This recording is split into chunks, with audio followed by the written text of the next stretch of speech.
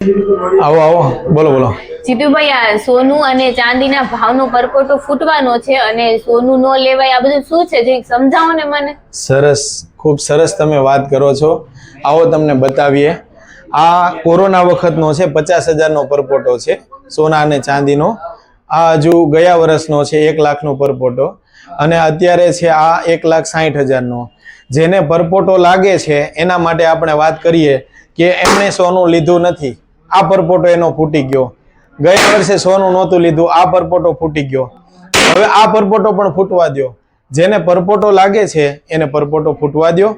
જેને સોનું લેવું જ નથી એના માટે મોંઘું છે. જેણે સોનું લઈ લીધું છે એને તો અમુક વર્ષ, 2 વર્ષે, 5 વર્ષે, 10 વર્ષે જોશે તો ખ્યાલ આવશે કે સોનું કેટલું સસ્તું થયું.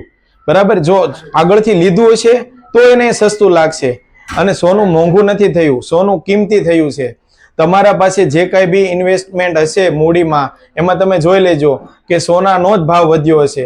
બીજી કોઈ પણ વસ્તુનો, તમારી વપરાશની વસ્તુમાં સોના સિવાય કોઈ પણ વસ્તુનો ભાવ વધ્યો નહીં હોય. સોના અને ચાંદી બંને વસ્તુ એવી છે કે એના ભાવ કાયમ અને કાયમ વધે છે.